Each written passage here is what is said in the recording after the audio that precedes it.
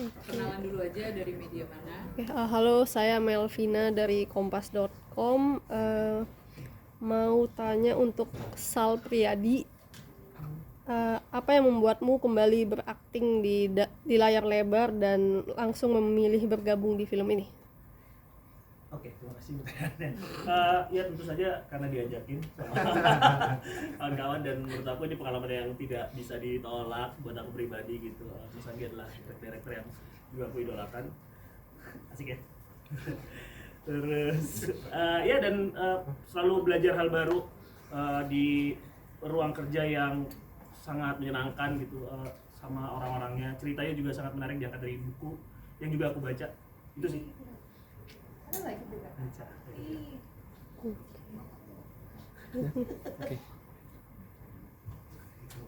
Oke, selamat siang semuanya.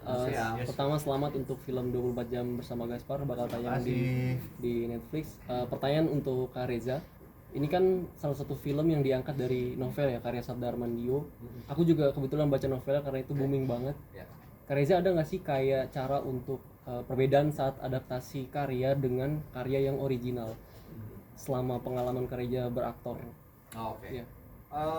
Ya artinya tidak melulu mungkin gambaran yang ada di novel itu akan plek-tiplek gitu ya sama apa yang mungkin saya bayangkan atau apa yang sutradara bayangkan. Tapi saya selalu percaya pada konteks ceritanya dan perjalanan karakter tersebut gitu. Jadi saya pegangan saya itu sebenarnya itu perjalanan karakter ini mau berbicara tentang apa yang dia rasakan, perjuangannya seperti apa, pengalaman hidupnya bagaimana gitu. Itu aja yang saya jadikan pegangan paling kuat untuk mendevelop karakter. Jadi soal apakah ada perbedaan yang signifikan antara dunia yang ada di novelnya atau yang ada di sinema, tentu tidak mungkin sebuah novel itu seluruh dunianya itu diaplikasikan dalam sinema, apalagi cerita novel dengan halaman yang mungkin ratusan gitu, sementara kita punya scoop film yang durasinya juga punya batas, sehingga tidak mungkin semua hal diceritakan.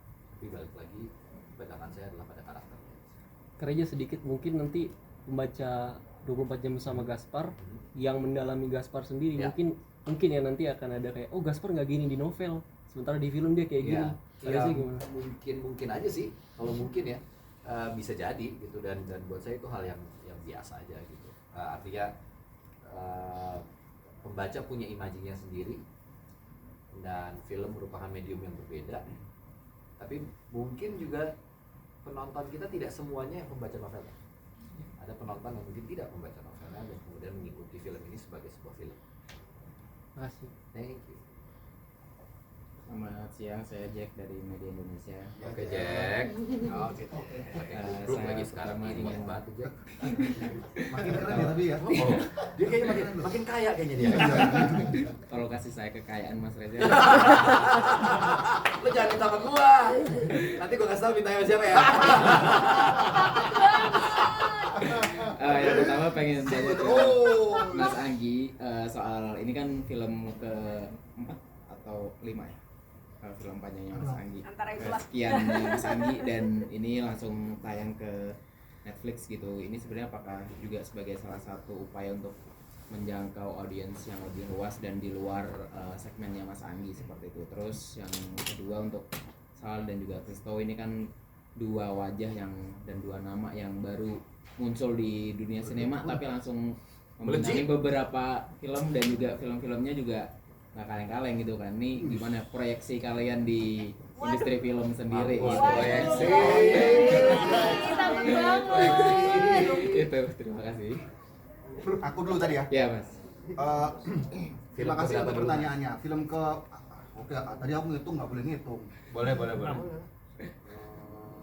Vakansi yang janggal. Oke. Istilah kata-kata. Tuh. The Sound of Fiction. Benar. Gua membaca bersama. Keren, benar. Film keempat. Ya udah terus. Pertanyaan dijawab. Bukan film keberapa, bukan itu pertanyaannya. Kenapa?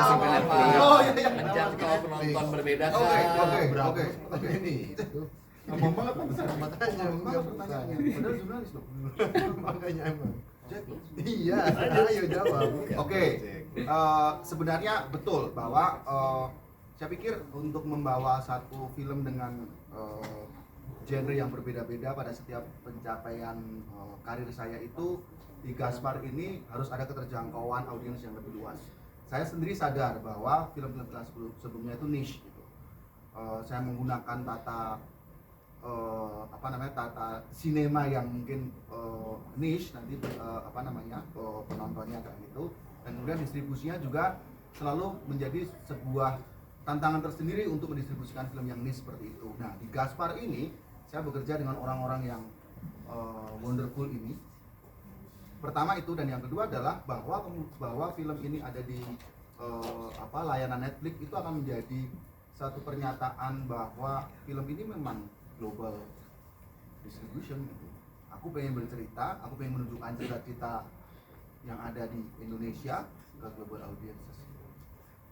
Ya, karena kita tayangnya global. Netflixnya global.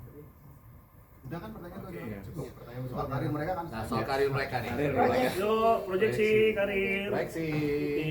Banyak nih udah. Sebagai aktor Indonesia ya. Batuknya kurang dong. Ini mas pertanyaan boleh keringanan dikit. Proyeksi saya aja baru 2 tahun gitu. Tinggi-tinggi amat proyeksi saya mah kerja mulu ya kayak Mas Reza. Wah, kalau proyeksi mah pengennya kayak gini. Iya, semua orang juga pengen kayak dia. Makanya semoga saya bisa bekerja dan berkarir terus dengan bagus dan mendapatkan film-film yang menarik gitu supaya seperti idola saya inilah Salpriadi.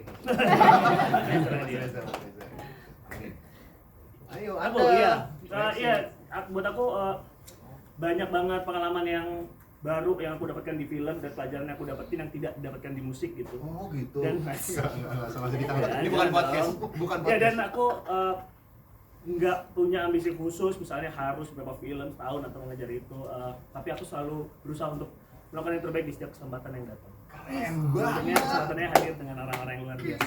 Luar biasa, perfilman. Filosofinya Enggak dong. Habis ini langsung Jadi actors. lagu lagi. Habis ini langsung actors. bersama. Lu sama Kasal kan? Udah dong. Oke, perkenalkan aku Kevin dari Detik. Aku punya pertanyaan buat Mas Anggi. Aku sempat nonton beberapa film Mas sebelumnya yang kayak science fiction sama kisah cinta yang asuh.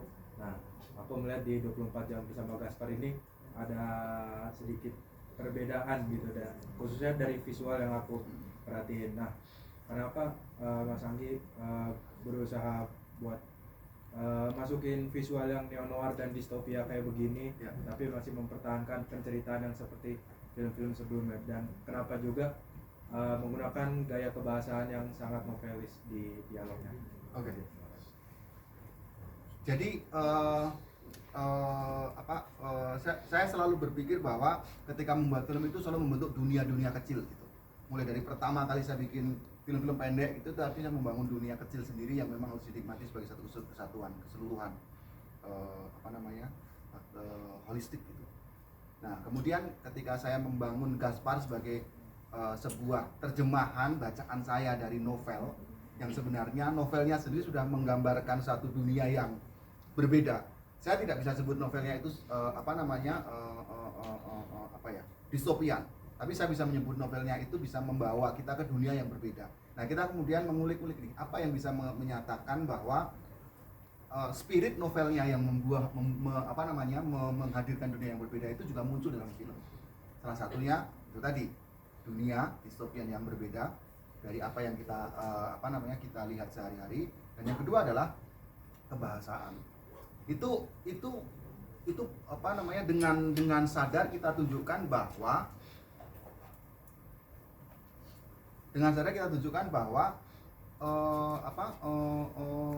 dunia serba imajinasi yang kami wujudkan itu tidak hanya pada bentuk fisiknya, tapi juga sampai ke hal-hal yang verbal yang diungkapkan oleh pemain-pemain. Jadi bahasanya, cara mereka ngomong itu tuh kita ciptakan untuk membangun dunia yang baru dan berbeda dari apa yang biasa dialami oleh orang-orang. Pasti jengah lah, orang-orang pasti jengah, kok bahasanya kayak gini kayak gitu. Tapi sinema kan bisa menghasilkan possibility apapun. Orang terbang hanya ada di mana? Sinema. Jadi bahasa apapun yang kita tunjukkan dalam sinema, bahkan Lord of the Ring ada menciptakan bahasa sendiri untuk benar-benar berdialog kan gitu. Jadi saya percaya bahwa dengan sinema kita bisa menghadirkan hal-hal yang tidak mungkin terjadi pada dunia. Dan salah satunya kita bereksperimentasi dengan bahasa dan dunia distopia sebagai juga bagian dari semangat novelnya.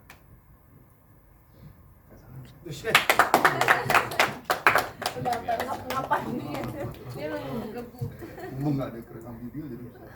Oke, untuk Mas Anggi lagi, dari para cast ini siapa yang menurut Mas Anggi aktingnya ternyata di luar ekspektasi atau di luar ekspektasi pas casting gitu?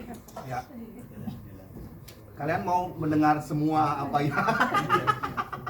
Enggak, saya kira mereka ini nyawa. Mereka ini nyawa dari Gaspar. Tanpa mereka Gaspar tidak akan punya level seperti ini. Dan kalau teman-teman melihat bagaimana level Gaspar, saya pikir kalian bisa memahami bahwa hanya merekalah yang bisa memainkan peran masing-masing.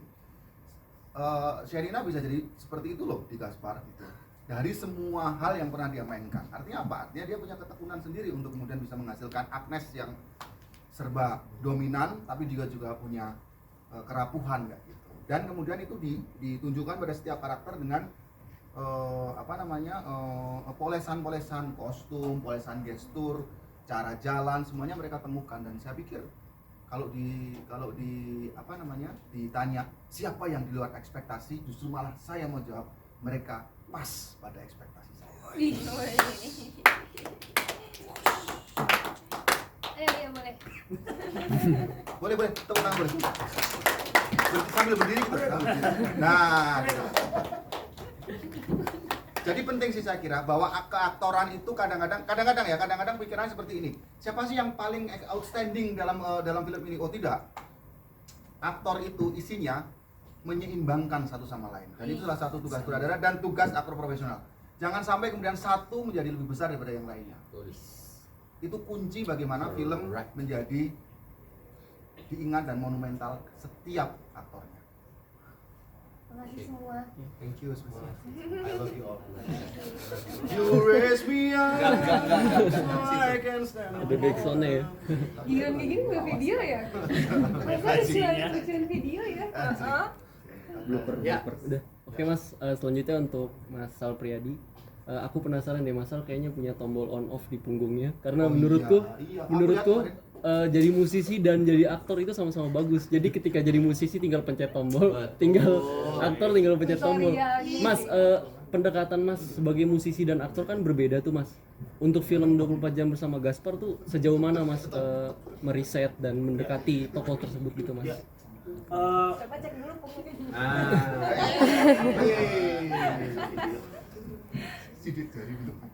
Boleh ya jawab? Boleh. Sebenarnya yang paling utama yang selalu aku lihat sebelum misalnya menerima project adalah melihat teman-teman di dalam pekerjaannya gitu. Dan hal yang paling aku selalu kedepankan adalah bagaimana mereka menerima proses diskusi, dan ini yang terjadi gitu. Jadi aku rasa ya pekerjaan misalnya di film tuh kan yang terpenting soal misalnya pendalaman karakter gitu, banyak diskusi sama director, terus membaca skripnya gitu. Pertanyaannya makin banyak gitu, dan bisa banyak pertanyaan dan banyak eksplorasi yang dilakukan. Nah, lagi-lagi karena itu sebenarnya yang bikin aku terbantu. Jadi bukan tombol aku bisa on off, tapi karena lingkungan di sekitarnya. Itu sih sebenarnya di film. Kalau di musik ya mungkin karena berangkatnya dari situ ya. Jadi kapanpun bisa dengan mudah menjadi musisi gitu tanpa banyak alami gitu maksudnya. Itu sih aku rasain. Terima kasih Mas. Thank you. Mas Reza kan tahun ini ada sekitar 3 judul film ya yang tayang, dan salah satunya Gaspar gitu. Sebenarnya yang diberikan di Gaspar ini seperti apa sih gitu? Apakah memang berpatokan dengan sesuai karakter sheet yang diberikan oleh Mas dan naskah yang ditulis oleh Mas Anggi atau oleh Irfan Ramli. Mas Irfan Ramli dari Visinema yang penulisnya. Nah, atau seperti apa gitu. Terus kemudian Kalora dan juga Sherina sendiri sebenarnya bergabung dalam semesta Gaspar seperti apa gitu sebagai Agnes dan juga Kik gitu ya. Di situ kan kalau di bukunya tuh Agnes salah satu yang juga turut cukup mempengaruhi pikiran Gaspar juga gitu kan. Seperti apa? Oke. Berarti ini lebih ke karakter gitu maksudnya ya. Kalau karakter sendiri pasti hasil dari diskusi secara lengkap dengan Mas Anggi. Mas Anggi sudah dari skenario yang ada kita diskusi soal skenario, soal karakter dan lain-lain. Tapi tentu PR yang saya harus bawa pulang ke rumah juga ada beberapa gitu ya. Artinya memikirkan mengenai apa ya rasa-rasa seperti apa yang bisa muncul tanpa harus membawa satu gestur-gestur yang terlalu besar gitu. Saya lebih suka ketika membaca ini tuh saya lebih suka kayak ini sangat kontemplatif karakternya gitu. Dia tidak menunjukkan sesuatu hanya karena dia mengendarai motor kemudian dia bisa berkelahi dan lain-lain, kemudian karakternya menjadi lebih besar gitu. Tapi gimana caranya mereduce itu menjadi sesuatu yang lebih kontemplatif. Mungkin pendekatannya lebih ke situ kali, dan itu hasil diskusi dengan Mas Anggi. Kemudian kita punya workshop yang cukup panjang, proses reading yang cukup, gitu sih Mas. Kalau aku ya memang sebelumnya diajak kerja sama Mbak Ebe dan Mas Anggi, kemudian aku baca novelnya dulu, baru baca skenarionya. Di situ aku langsung ngerasa ini karakter yang belum pernah aku mainin sebelumnya. Terus dialog-dialognya juga buat aku sangat menarik karena itu membantu aku membentuk karakter Kit juga, dari cara pengucapan dialognya, dari setnya, dari artistiknya semuanya. Dan aku bisa bekerja sama dengan orang-orang yang hebat, yang menyenangkan. Jadi masa syutingnya kemarin aku happy banget. Syakira gimana? Sama aku pertama aku casting dulu, terus habis itu tiba-tiba diajakin Zoom meeting, terus langsung ketemu sama Mas Anggi sama Mbak Ebe, produser sama saudaranya, terus aku langsung panik. Aku deg-degan karena secara tidak langsung sebenarnya aku tuh pengen banget ada di project ini, tapi aku nggak mau kelihatan. Oh gitu. Aku santai aja karena aku sebenarnya deg-degan banget. Jadi pas diajakin meeting tuh aku kayak ini apa ya, apakah aku tereliminasi atau apa, nggak berjodoh atau apa gitu, kayak pokoknya aku udah mikirinnya yang jelek-jelek.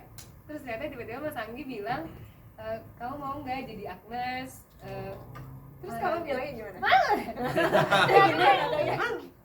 Boleh gimana ya?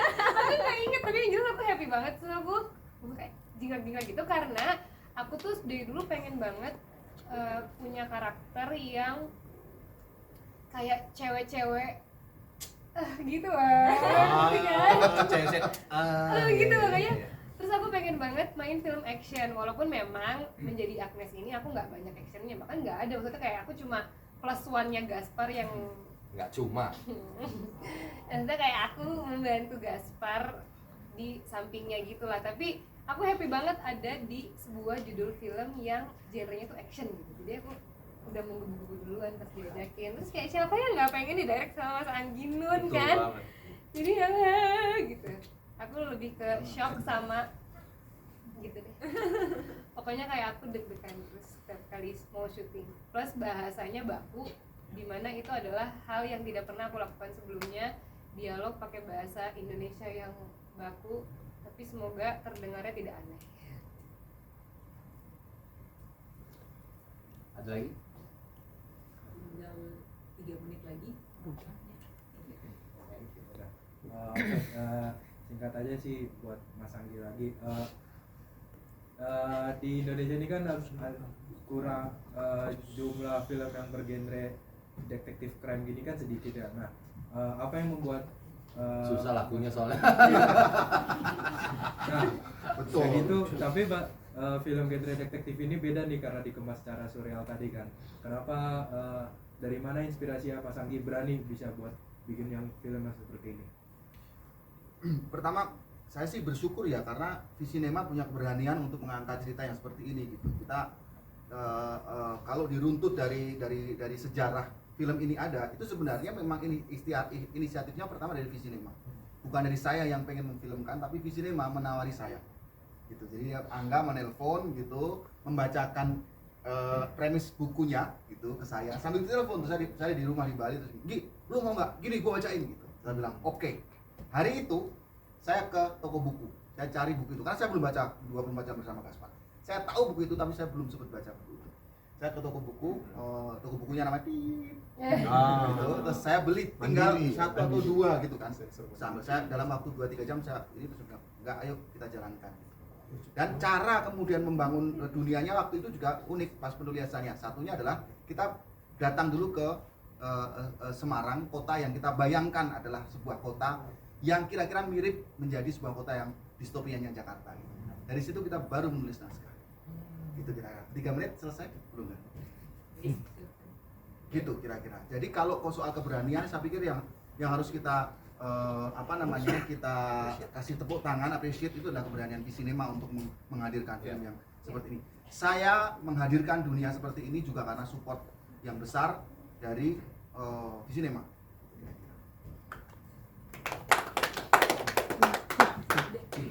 Terima kasih semua.